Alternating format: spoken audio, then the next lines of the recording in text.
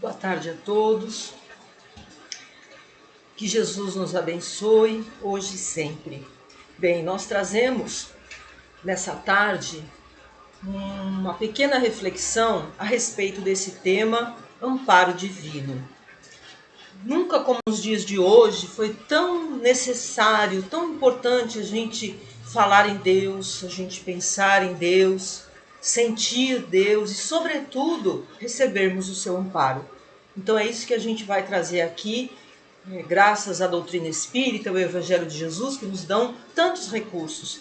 Então que nós possamos, nessa tarde, refletir um pouquinho a respeito deste tema, que é do nosso interesse e muito nos dias de hoje. Bem, o que significa a palavra amparo? Abrigo, refúgio, proteção. Então nós vamos falar aqui na proteção de Deus. Mas nós colocamos ali a imagem de Jesus como a proteger o planeta Terra, com suas mãos estendidas sobre o nosso planeta Terra. Por quê? Porque Jesus é a representação de Deus aqui na Terra. Como disse o apóstolo Paulo, Jesus é a imagem do Deus invisível. Então veja, Jesus conta com uma pleiade de espíritos benfeitores, são os mensageiros de luz, que trabalham em seu nome e que olham por todos nós, espíritos vinculados à Terra, sejam eles encarnados ou desencarnados. Então Jesus, quando nós falamos em amparo divino, nós estamos nos referindo a Jesus, que é o enviado de Deus, que é o Cristo de Deus, que é o nosso governador planetário, certo? O amparo divino já nos concede, ao reencarnarmos, um anjo da guarda. Então veja, Deus é tão bom conosco, é tão misericordioso, que o seu amparo já se inicia quando nós adentramos aqui uma nova encarnação.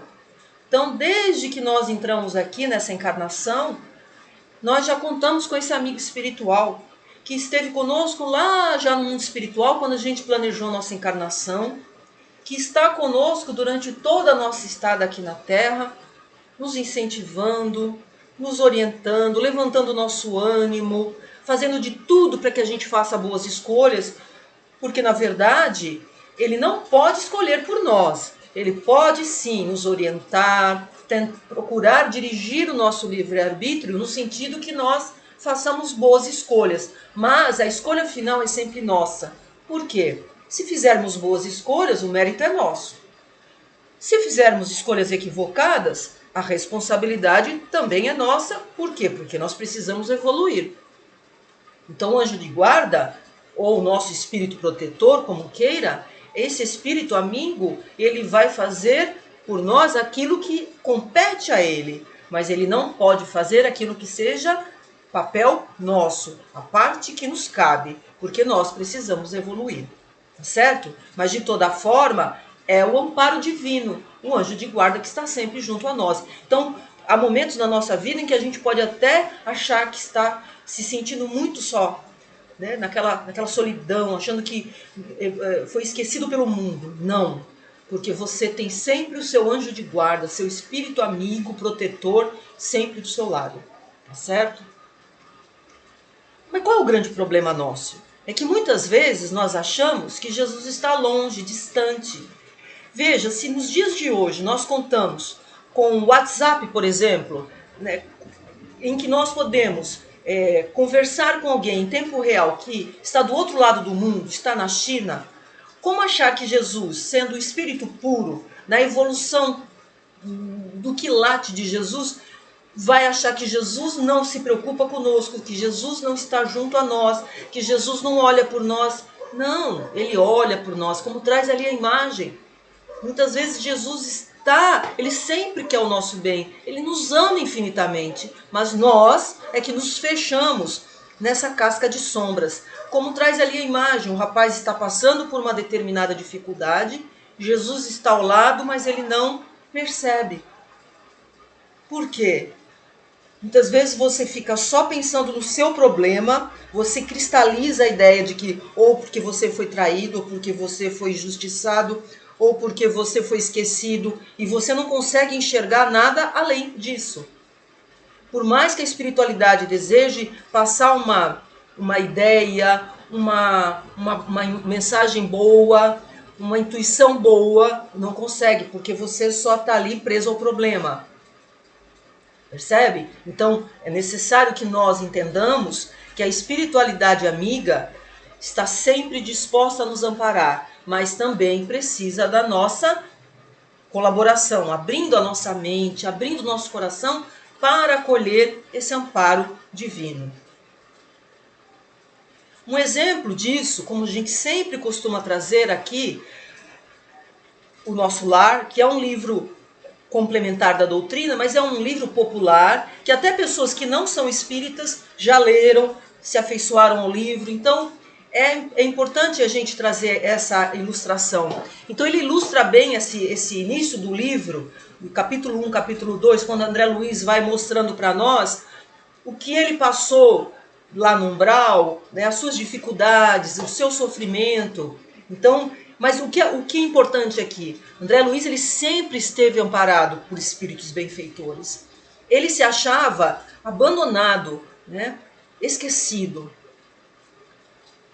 Mas o que acontecia? Ele estava com aquela casca de sombras do seu orgulho, da sua vaidade.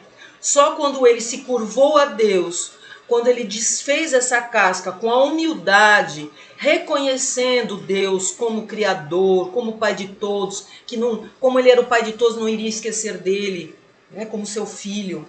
Então, quando ele se rende, quando ele se curva a Deus, fazendo uma prece com sinceridade e humildade, aí esse véu se rompeu, né, essa casca de sombras se rompe e ele consegue perceber a presença de Clarencio, do instrutor Clarencio, um dos ministros de Nosso Lar, junto com os espíritos socorristas. Veja, Clarencio chegou ali naquele momento? Não. Clarencio, depois no capítulo 7, Lísias, o enfermeiro, vai explicar para André Luiz que desde quando ele estava doente lá na terra, antes de desencarnar, a mãe já havia se aproximado, amparado ele, estado com ele por todo o tempo em que ele esteve acamado. Depois ela intercedeu, quando ele desencarnou, ela intercedeu a Clarencio, pedindo a Clarencio que viesse visitá-lo todos os dias para socorrê-lo. Então veja, durante todo o tempo que ele esteve no umbral, Clarencio ia todos os dias visitá-lo. Mas ele não percebia. Por quê? Por justamente essa sombra, essa casca de sombra. É como se fosse uma miopia espiritual, impedindo que ele pudesse enxergar o amparo divino. Então, com a prece, ele conseguiu visualizar o auxílio. Tá certo? Então, veja só, o auxílio já veio muito antes de pedirmos nas preces, como aconteceu com André Luiz. Deus sabe das nossas dificuldades. Deus sabe o que se passa conosco. E muitas vezes a gente está ali envolto aos problemas. Deus já sabe disso. Os espíritos já estão acionando o auxílio. Mas, através da prece, nós entramos na sintonia do auxílio. Nós melhoramos a nossa sintonia e passamos a enxergar melhor a situação. Como nós encarnados, quando a gente faz uma prece, está passando por um problema sério e faz a prece, é como se nós conseguíssemos enxergar melhor a situação. Até então a gente só enxergava um problema. Através da prece, eu vou conseguir ampliar a minha visão. Às vezes um outro caminho, um caminho novo, que estava ali perto de nós. E aí a gente consegue enxergar. Não tem aquele ditado que fala, quando Deus fecha uma porta, abre outras janelas? Então essa janela eu não conseguia enxergar. Estava do meu lado, mas eu só enxergava o problema. Então a prece vai me ajudar a romper esta visão turva de apenas cristalizar nos problemas e enxergar melhor. É como se ampliasse os horizontes e eu conseguisse vislumbrar uma boa ideia, uma sugestão, alguém que vem conversar. eu lembro de alguma coisa que pode me ajudar a resolver, percebe? Então eu encontro saída para a minha dificuldade. A prece vai me ajudar a isso, tá? E aqui a gente entra no contexto da casa espírita. Aqui a gente vai fazer uso de um outro livro da série A Vida no Mundo Espiritual, da autoria do espírito André Luiz, no capítulo 19 do livro Missionários da Luz. Nesse capítulo, chamado Passes, Anacleto, aqui já é um outro instrutor espiritual. Nesse livro Missionários da Luz, Anacleto é o instrutor de André Luiz. E Anacleto, ele fala... Tem uma falazinha que a gente buscou ali, tirou um trechinho da conversa dele com o André Luiz, da aula, né, porque ele ensina, que fala assim: nossa missão, quer dizer, a missão dos espíritos benfeitores lá da casa, é de amparar os que erraram e não de fortalecer os erros. Então veja, o amparo vai para os que erraram? Sim. Por quê? Porque errar faz parte da nossa caminhada. Errar faz parte de quem está em evolução. Nós não somos espíritos prontos, já evoluídos, perfeitos. Não, nós estamos em evolução. Então, errar faz parte da caminhada, porque nós vamos errando, experimentando, e com os erros a gente vai aprendendo, vai amadurecendo e vai indo para frente, evoluindo. Mas, o que ele faz uma ressalva de não fortalecer erros. O que ele quer dizer com isso? Porque dentre todas as pessoas que estavam ali para receber o passe, estavam em tratamento na casa, havia uma determinada pessoa que, mesmo estando meses lá recebendo atendimento, ela não apresentava o mínimo de melhora pessoal, íntima. Ele era uma pessoa que odiava com facilidade, então ela trazia para a casa espírita as energias densas, negativas, que ela mesma gerava pelo temperamento forte e também pelas energias que ela recebia das pessoas que a queriam mal. Então ela causava muito mal querer das pessoas. Então ela trazia uma carga energética negativa, densa, e ela sempre era amparado na casa. Só que houve um determinado momento em que fez uma avaliação. Bom, ficou por um período recebendo o amparo completo. A partir de agora ele vai ficar um período recebendo um amparo mais paliativo, né? Eles iriam diminuir esse amparo com vistas a que ele pudesse despertar para a sua corrigenda, para a sua melhoria. Quer dizer, seria um ensinamento para ele. E depois eles retomariam o amparo completo. Então, isso é importante para a gente, é um alerta. A espiritualidade nos observa na casa. Então, o que é importante a gente, quando a gente frequenta, ou quando a gente trabalha? Estar sempre atento aqui. Eu preciso sempre estar aprendendo, estudando. Mesmo que eu tenha uma tarefa na casa, independente de eu realizar aquela tarefa, eu preciso, paralelamente, sempre estar atuante na questão dos estudos, das palestras, sempre procurar estar atento com o próprio comportamento, os próprios sentimentos. Então, é você, mesmo você estando já há muito tempo na doutrina, é você estar sempre procurando a renovação constante. Isso é importante, para que a gente também possa merecer o amparo. Também isso também implica, isso também é importante, a gente estar atento. Por isso que Jesus perguntava, antes de fazer a cura: você acredita que eu possa te curar? O que você quer que eu faça? Você quer ficar curado mesmo? O que demonstra isso no Evangelho? Que nós somos coparticipantes, seja na cura, seja no amparo, nós participamos, Nós estamos junto com o tratamento, nós estamos participando. Quer dizer, se nós estamos falando na casa espírita, a casa espírita nos oferece as ferramentas, mas nós somos os construtores. Nós precisamos colocar mão na massa, no sentido de buscarmos desenvolver as nossas potenciais. Então isso é importante. Então, no Evangelho nós já percebemos isso. Jesus, ele mostrava que o trabalho dele, a intercessão dele, não se resumia no todo. Não fechava aí, não. Ele interagia, ele buscava também que a pessoa participasse. E isso também vale para o amparo divino. Nós também participamos disso, tá? Isso fica também muito claro no Evangelho segundo o Espiritismo, nessa obra básica da doutrina espírita. Lá no Evangelho, no capítulo 27, item 7, Kardec fala assim, olha, Deus ampara aos que ajudam a si mesmo. Segundo o ensinamento, ajudem-se que o céu os ajudará.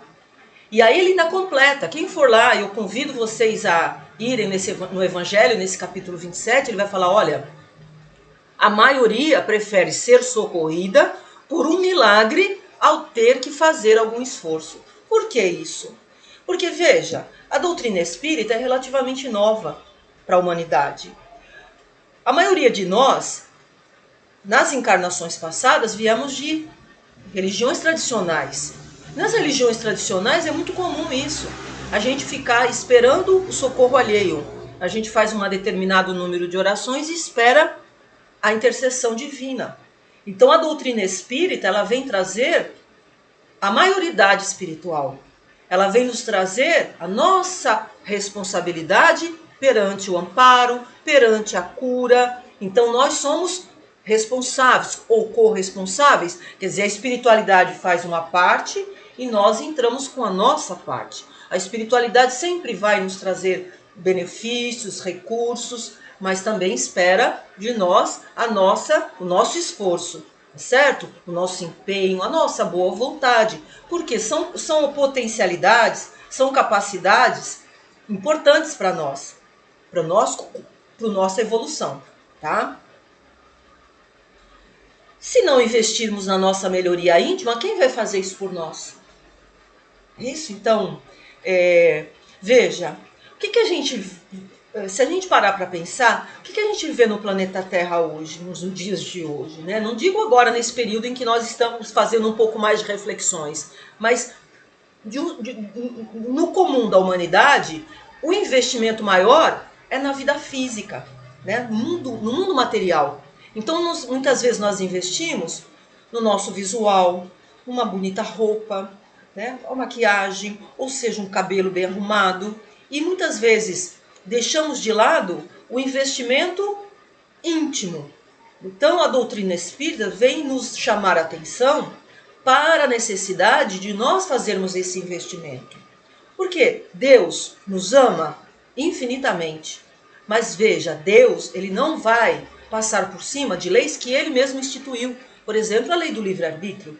Nós temos que fazer as escolhas. Nós precisamos ter a iniciativa, como traz ali a imagem, abrir um livro, né? Ter essa disposição de ler, de fazer as reflexões. Né? O Jesus nos ama também infinitamente. Vai fazer isso por nós? Não. Nem mesmo os benfeitores espirituais, que também nos amam e que desejam muito a nossa felicidade. Mas precisa da nossa iniciativa, da nossa boa vontade, do nosso esforço, do nosso empenho. Precisamos, por exemplo, o que é o investimento? Além de fazer uma boa leitura, uma leitura edificante, meditação, renovar hábitos. Quando eu me vejo, já estou falando mal daquela pessoa. Preciso renovar isso, preciso controlar isso. Falar mal. Mas eu me magoo com facilidade, eu me melindro com facilidade. A pessoa faz alguma coisa para mim. Preciso aprender a perdoar. Preciso aprender a desenvolver virtudes. Preciso fazer o bem. Tudo isso é investimento na vida íntima. Né? Se nós formos lá num outro livro básico da doutrina, que é o Céu e Inferno, no Código Moral da Vida Futura, Kardec deixa muito claro isso. Cada virtude que a gente desenvolve é uma felicidade para nós. Cada imperfeição moral nossa é um sofrimento para nós. Então, quem de nós não busca a felicidade? Então, buscar a felicidade é investir na vida íntima. A humanidade se equivoca quando busca a felicidade no investimento da vida material, no mundo material. Certo? Então, investir nisso é melhor para a nossa vida espiritual, para a nossa condição, porque tudo que a gente investir, esse investimento ninguém vai tirar de nós. Ao passo que na vida material, tudo que a gente investir, lá na bolsa de valores, na poupança, seja onde for, desencarnamos, deixamos tudo. Percebe? Então esse é um investimento para a vida eterna. Vale muito a pena. Tá? E a gente gostaria de deixar frisado aqui a importância de fazer o bem. Se nós estamos falando em amparo divino, fazer o bem faz toda a diferença. Quando eu procuro fazer o bem, entro na sintonia divina e posso sentir melhor o seu amparo. Olha que coisa maravilhosa! Por quê? Porque Deus é o bem, Deus é o amor. Quando eu procuro fazer o bem, quando eu procuro amar, eu entro na sintonia divina, eu entro no fluxo divino e recebo melhor o seu amparo. É lindo, né, gente? É maravilhoso isso. E nós trazemos aqui algo que nos chama muita atenção nesses momentos que a gente está vivendo. Não sei se vocês viram, apareceu na televisão essa senhora, Dona Regina, lá de Itanhaém. Ela tem dificuldade visual, ela tem uma deficiência, uma das vistas ela perdeu, a outra ela enxerga parcialmente. E mesmo assim, com a sua maquininha de costura, ela confecciona máscaras para serem doadas para famílias carentes lá em Itanhaém, onde ela mora. Então veja, olha só, isso que é esforço, isso que é desenvolver capacidades, né? Os seus potenciais, com boa vontade, ela estava realizando isso, ou ainda continua realizando, e desta forma, qual vai ser o seu benefício? Ela vai se sentir mais amparada, mais fortalecida, mais confiante na bondade divina. Maravilhoso! Nós vamos caminhando agora para o final da nossa reflexão, onde a gente traz um dos muitos episódios educativos da vida de Chico Xavier na convivência com Emmanuel. Emmanuel, seu guia espiritual, né? O guia espiritual do Chico Xavier.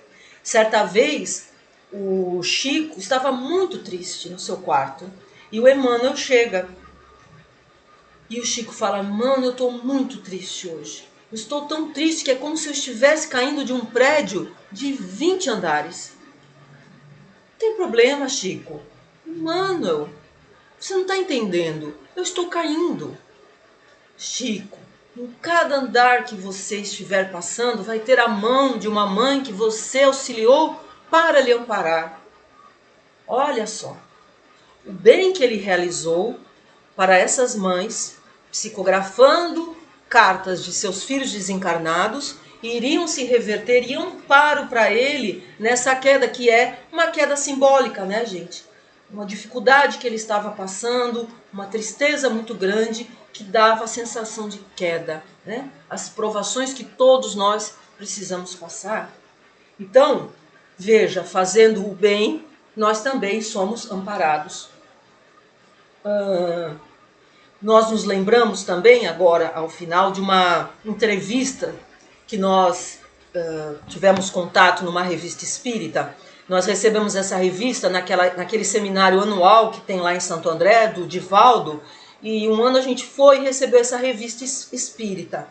E onde havia uma entrevista com Sérgio Bueno, ele estava lançando o seu livro, A Queda Sem Paraquedas, e onde ele fala justamente isso, que o bem que nós realizamos é como se nós estivéssemos tecendo paraquedas, construindo airbags, para que nos momentos da nossa queda, ou seja, das nossas provas, esse airbag, esse paraquedas, iria amortecer a nossa queda, diminuir o impacto.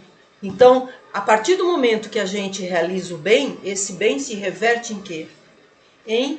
Deixa nossas provas mais leves. Nós sentimos o amparo a partir do momento que nós realizamos esse bem. Ele funciona como um airbag, como um paraquedas. Que nós possamos, então, qual é a mensagem que a gente deixa? Que a gente procure justamente fazer o bem, né? Seja na nossa casa, com a nossa família, seja no trabalho, para quem estiver trabalhando, né? Que a gente se espelhe na Dona Regina, no Chico Xavier, e assim nós vamos estar tecendo os nossos paraquedas, construindo os nossos airbags, para que nos momentos das nossas provas, tudo isso se refere em benefício também para nós.